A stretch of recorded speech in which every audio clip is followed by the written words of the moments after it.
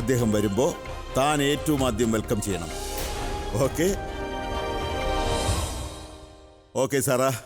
താൻ എത്രയും പെട്ടെന്ന് തന്നെ എല്ലാ അറേഞ്ച്മെന്റ്സും ചെയ്യുക. I will see you later. Sure sir. എന്റെ ദൈവമേ, this is amazing. Abhishek Menon, the rock star, നമ്മുടെ ഓഫീസിലോ?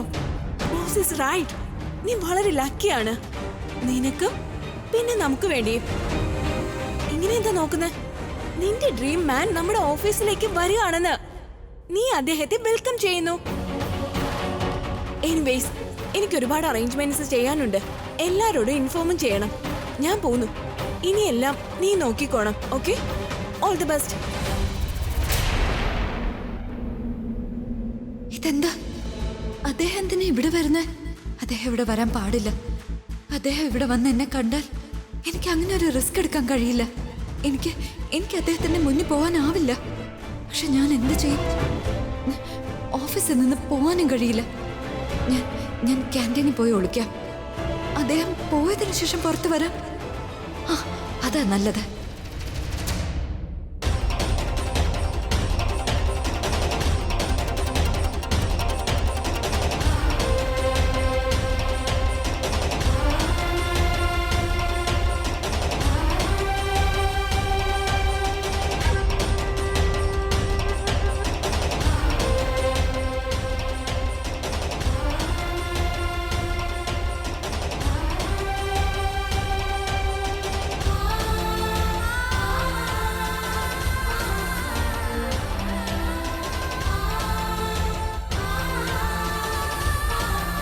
ഇതാ നല്ലത്.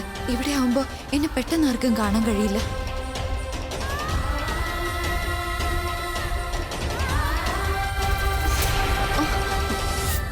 നീ ഇവിടെയാണോ ഇരിക്കുന്നത്? ഞാൻ ഓഫീസിൽ മുഴുവനും തിരഞ്ഞിട്ടാ വരുന്നത്. പ്രിയ, കമോൺ, വേഗം വരൂ. Boss is calling you. Abhi sir എപ്പോ വേണമെങ്കിലും ഇവിടേക്ക് വരാം. എനിക്ക് വരാൻ കഴിയില്ല. നിങ്ങൾ ഹാൻഡിൽ ചെയ്യൂ പ്ലീസ്. എന്താ? നീ വരില്ലേ? നീ അബി സാറിന്റെ ഇത്രയും വലിയ ഫാനായിട്ടും അദ്ദേഹത്തെ കാണാൻ വരുന്നില്ലെന്നോ? ഞാൻ ഉറപ്പായി അദ്ദേഹത്തിന്റെ ഫാനാ. പക്ഷെ എനിക്ക് അദ്ദേഹത്തെ കാണണ്ട. എന്ന് വെച്ചാ എനിക്ക് അദ്ദേഹത്തെ കാണാൻ കഴിയില്ല. നീ എന്തേ പറയുന്നത്? എനിക്കൊന്നും മനസ്സിലാവുന്നില്ല. വാട്ട് എവർ, നീ വേഗം വാ. നീ ബോസിന്റെ അടുത്ത് പോയില്ലെങ്കിൽ അദ്ദേഹത്തിന് ഒരുപാട് ദേഷ്യം വരും. ബോസിന് ദേഷ്യം വരികയാണെങ്കിൽ വന്നോട്ടെ. പക്ഷെ ഞാൻ അദ്ദേഹത്തിന്റെ മുന്നിൽ വരില്ല. അബിയെ വെൽക്കം ചെയ്യേണ്ടത് നിന്റെ ഡ്യൂട്ടിയാണ്. നീ നിന്റെ ഡ്യൂട്ടി ചെയ്തില്ല എന്നുണ്ടെങ്കിൽ ബോസ് നിന്നെ പുറത്താക്കും. പുറത്താക്കിക്കോട്ടെ, എന്നാലും എനിക്ക് പ്രോബ്ലം ഇല്ല. അങ്ങനെ ഒരു സാഹചര്യം വന്നാൽ ഞാൻ തന്നെ ഈ ജോലി ഉപേക്ഷിക്കും. എങ്കിലും ഞാനായിട്ട് അദ്ദേഹത്തിന്റെ മുന്നിലേക്ക് പോവില്ല. പ്രിയ, നിനക്ക് ജോലി ഉപേക്ഷിച്ച് പോകാൻ കഴിയില്ല. നീ കമ്പനിയുടെ ബോണ്ടിൽ സൈൻ ചെയ്തിരിക്കുകയാണ്. ഇനി നോട്ടീസ് തരാതെ നീ ജോലി ഉപേക്ഷിച്ച് പോയാൽ അവര് നിന്നെ ബ്ലാക്ക് ലിസ്റ്റിൽ പെടുത്തുകയും നിനക്ക് എവിടെയും ജോലി കിട്ടാത്ത അവസ്ഥയും വരും. നീ നിന്റെ ഫാമിലിക്ക് വേണ്ടിയല്ലേ ഇതൊക്കെ ചെയ്യുന്നത്? അപ്പൊ നിനക്കിത് അഫോർഡ് ചെയ്യാൻ പറ്റോ? നിന്നെ ഈ ഡിസിഷൻ എടുക്കാൻ ഞാൻ സമ്മതിക്കില്ല. നീ എന്റെ കൂടെ വരണം ഇപ്പൊ തന്നെ. മാഡം, വാ എന്റെ കൂടെ. ഒന്ന് കേക്കൂ. എനിക്ക് അവിടെ വരാൻ കഴിയില്ല. എനിക്കൊന്നും കേക്കണ്ട.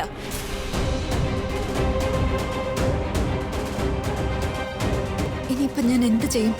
ഇവിടുന്ന് എങ്ങനെ പോകും? അദ്ദേഹം എന്നെ കണ്ടാലോ? ഏയ്, മാറി നിക്ക്. മാറിവിടുന്ന്. ആ പൂക്കളിങ്ങ് തരൂ. ഇനി നിങ്ങൾ പൊയ്ക്കോ. ഗോ. നന്നായി വെൽക്കം ചെയ്യണം. അത് ചിരിച്ചോണ്ട് തന്നെ. Okay, all the best. Good.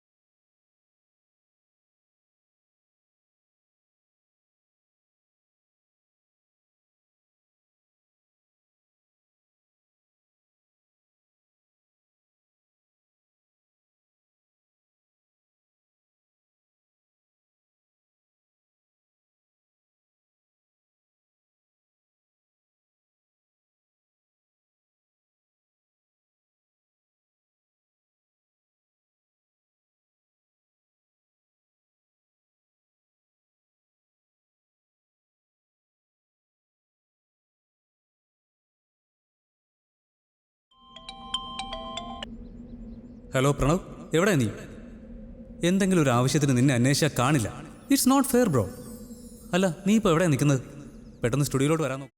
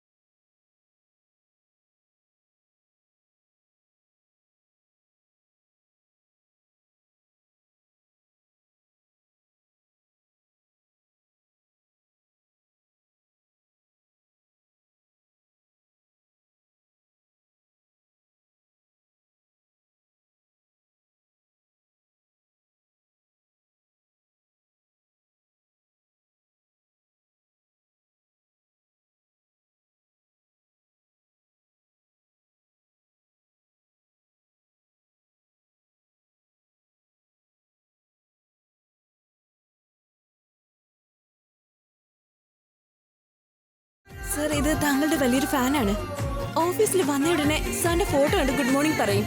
പിന്നെ ദിവസം മുഴുവനും സാറിന്റെ ഫോട്ടോ തന്നെ കണ്ടുകൊണ്ടിരിക്കും. Yes, I can see how crazy she is. അതുകൊണ്ടാണ് എൻ്റെ ഫാൻസിനെ എനിക്ക്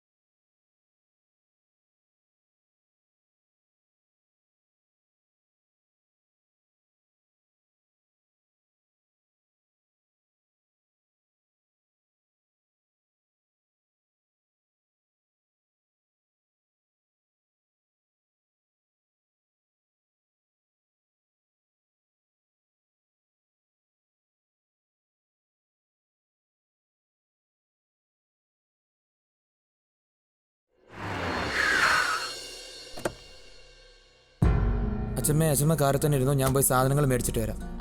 നീ പോയിട്ട് വാ. അമ്മയുടെ ചെലവുകൾ എന്നാ കുറയുന്നേ? എത്ര പൈസ ചെലവാവുന്നേ? ഞാൻ വാങ്ങാൻ പറയുന്നില്ല, ഒന്ന് പോയി നോക്കിയാൽ. പക്ഷേ അമ്മ ഈ പൈസ കുഴപ്പം?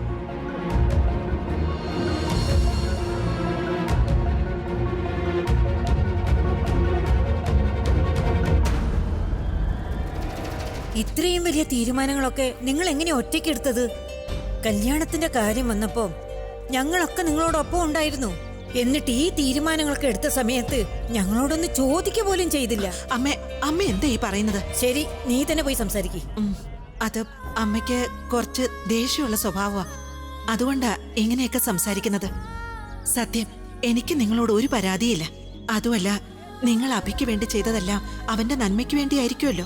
സരള, എന്നാലും ഞാൻ കാരണമല്ലേ പ്രിയയുടെ ജീവിതം? അഭയാണ് പ്രിയയുടെ ജീവിതം.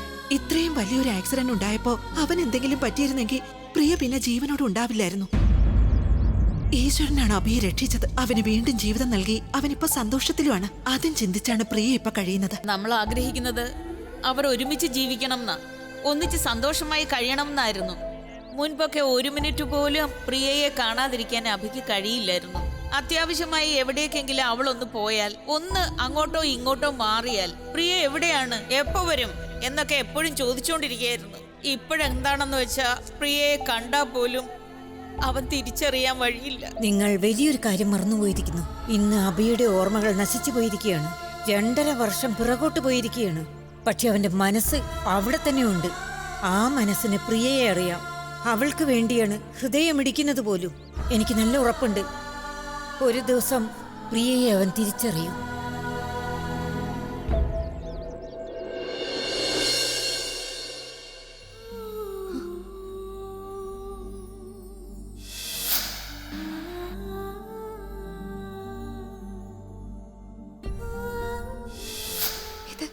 ഇതെന്താ സംഭവിച്ചത്? ഇതൊക്കെ സത്യമാണോ, അതോ ഞാൻ എന്തെങ്കിലും സ്വപ്നം കണ്ടതാണോ?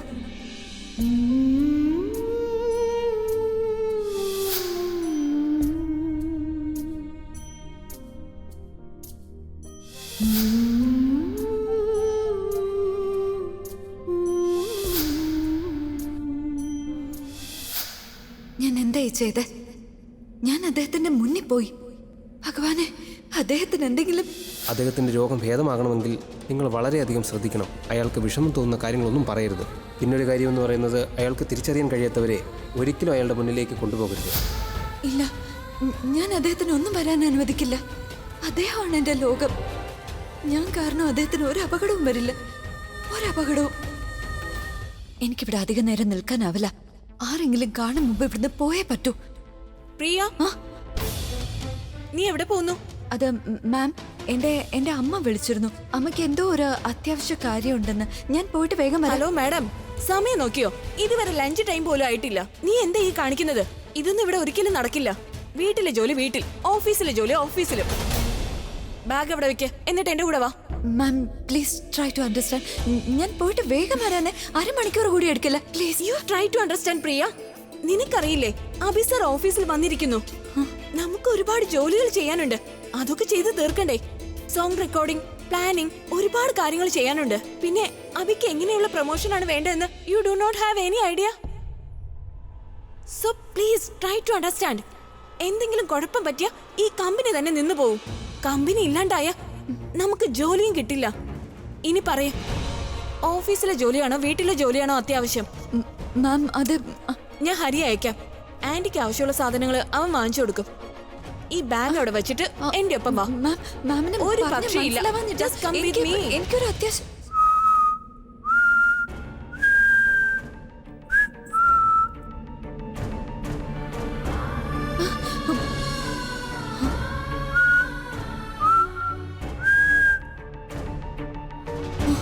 നീ ഇവിടെ തന്നെ നിൽക്കണം.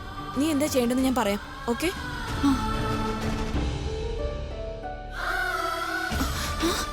You don't even think about it. ITC? ITC? Is that clear? Yes. Good.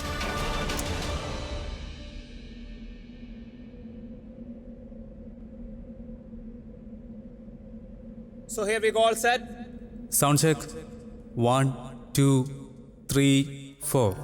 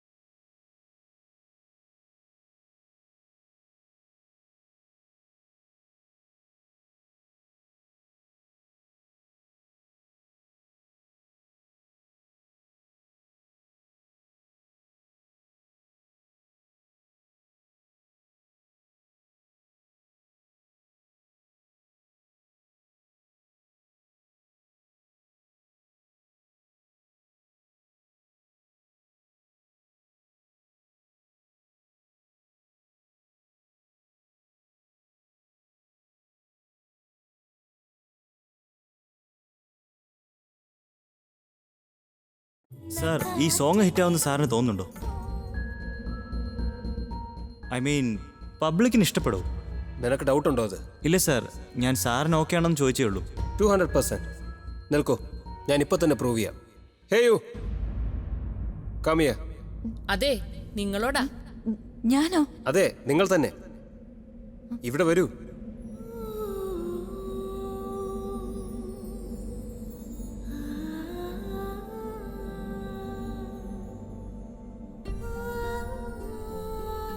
തൻ്റെ ഒപ്പീനിയൻ ഒന്ന് പറയണം.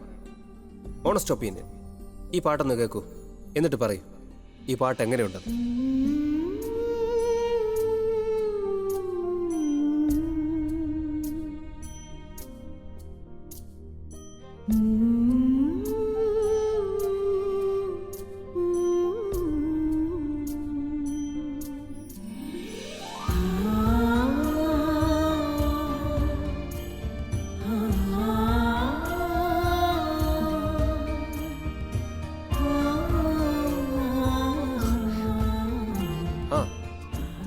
വളരെ നന്നായിട്ടുണ്ട്. നൈസ്. ഒരു തവണ കേട്ടപ്പോ തന്നെ എന്റെ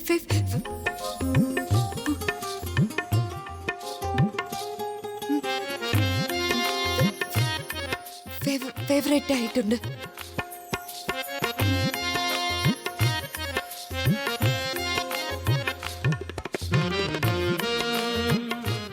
ഗായ്സ്, എൻ്റെ ഫാൻസ് ഉണ്ടല്ലോ, അവർക്ക് എൻ്റെ ശബ്ദമോ ഇഷ്ടം. They are crazy for my voice. ഞാനിപ്പോൾ നന്നായി പാടിയാലും മോശമായിട്ട് പാടിയാലും പാട്ടെന്തായാലും ഹിറ്റായിക്കോളും.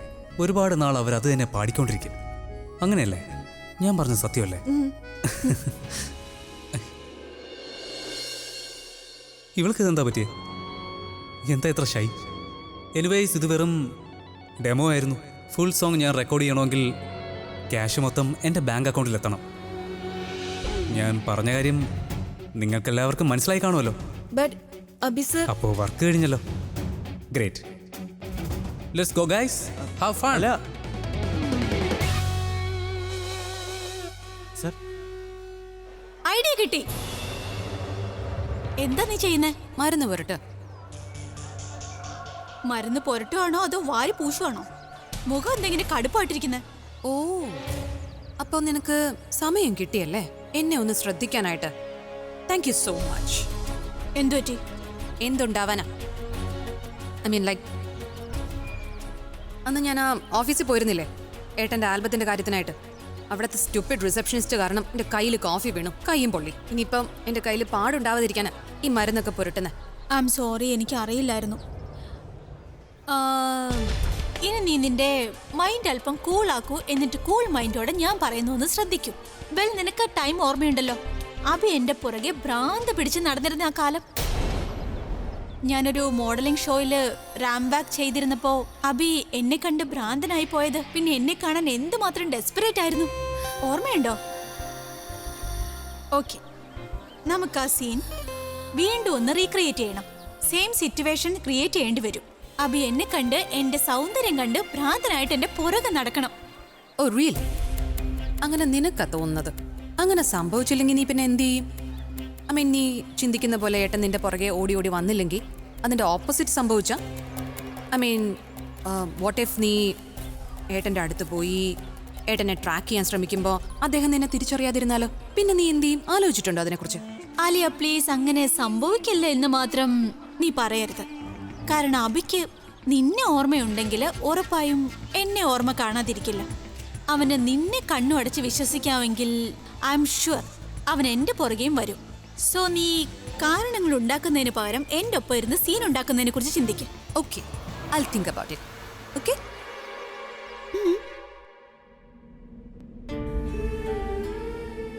ഇതെന്താ എനിക്ക് മാത്രം സംഭവിക്കുന്നത്? ഏത് സിറ്റുവേഷനിൽ നിന്ന് ഞാൻ പുറത്തു വരാൻ ശ്രമിക്കുന്നു അത്രമാത്രം ഞാൻ അതിൽ പെട്ടുപോവാണല്ലോ. അദ്ദേഹത്തിൽ നിന്ന് അകലാൻ ശ്രമിക്കും തോറും വീണ്ടും ഞാൻ അദ്ദേഹത്തിന്റെ മുന്നിൽ ചെന്ന് പെടുന്നു. ഞാൻ അദ്ദേഹത്തിന്റെ മുന്നിൽ പോകാൻ പാടില്ല.